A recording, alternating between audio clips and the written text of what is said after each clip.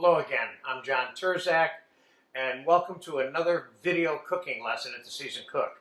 Today I will answer the question of how to make French fries. Sounds simple, it is, but there's a couple of tricks that you need to know. First, I'm starting out with some Idaho potatoes here, and I wanted to point something out to you. This particular potato, for example, I scrubbed all these potatoes well with a little Scotch-Brite type scrubby under cold running water, but I want you to see the difference between the half of the potato that I cleaned and the half of the potato that I did not clean. So you see how much crud is on that potato. So you make sure you get your potatoes nice and scrubbed.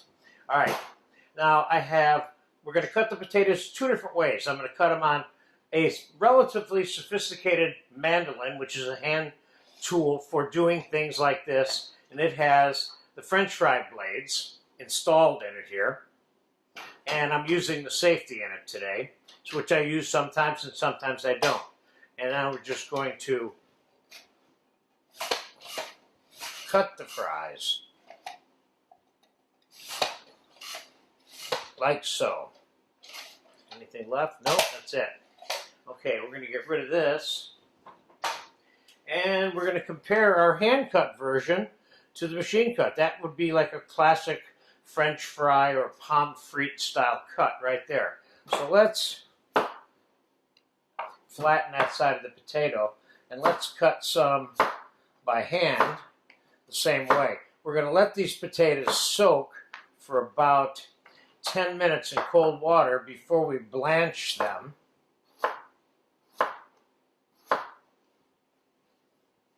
These are a little longer than these because I used a smaller potato to get it into the machine.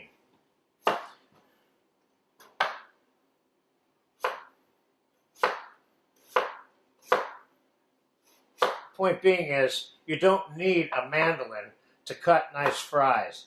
And people have a tendency to cut them too big.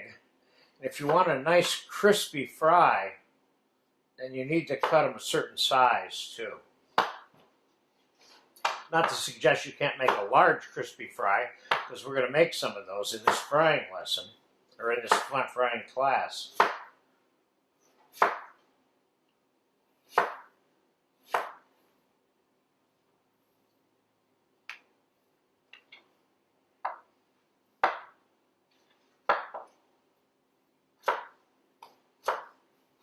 So that only took a minute to cut up 3 potatoes into nice French fry sizes.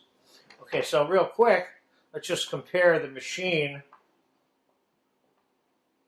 to the hand cuts. They're pretty close to being the same in dimensions, okay?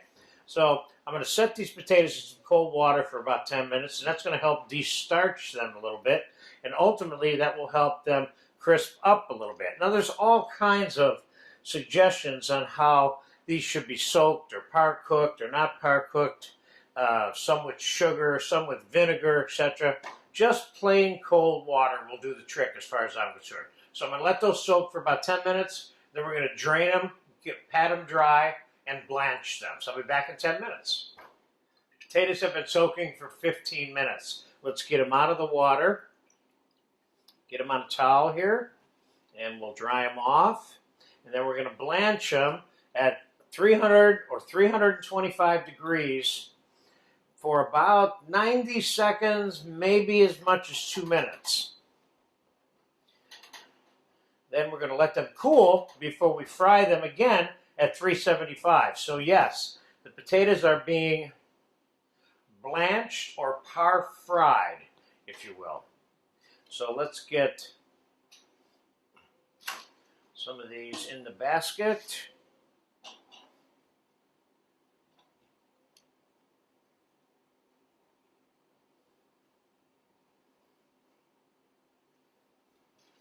Oh, let's put them all in the basket.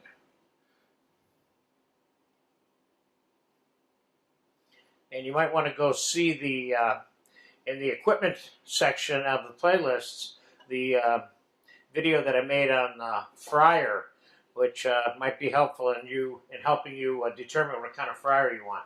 Okay, let's settle this into the 300, 325 degree oil and let that It's just simmering a bit. We're going to give it a couple of minutes. I'll be right back. We'll fast forward now. All right, they're par blanched. Now I'm going to show you how to know when they're done. Let's take a potato out. And the real question is it cooked? Yeah, see, it's soft. All you need to do is cook the potato.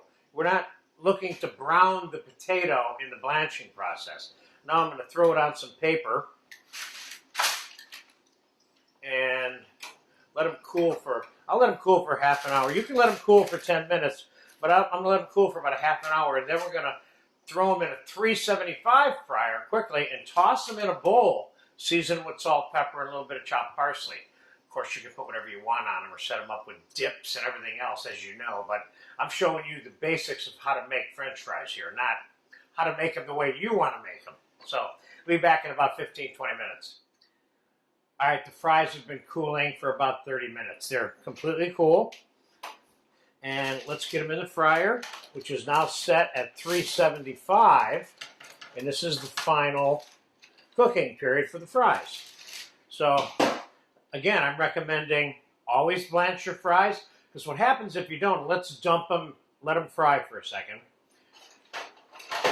while I'm talking. If you don't par blanch them, they get greasy and soft rather quickly. So I'm going to fast forward here through this. This is going to take a couple of minutes. We want these brown and crispy. All right, they've been frying for 4 minutes. They look good to me. Of course, this is extremely clean frying oil too. If your frying oil is a little dirty, then they might look a little bit browner than that. So let's get that in there. And this is the way I would normally season regular plain French fries. I put them in a bowl with whatever seasoning you're going to use. Some people would put cayenne pepper. Some people would paprika on them.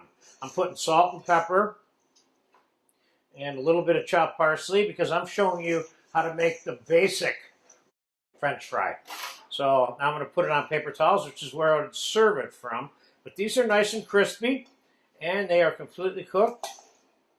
And they're pretty darn simple to make, but following the procedures which are important, which are soaking the fries for 15, 20 minutes, 10 minutes before they're par blanched at a lower temperature of 325, and then refried, if you will, at 375 until they're brown like this. So I hope I've answered this difficult question for you on how to make French fries. But it's an important one because everybody loves these when they're made right.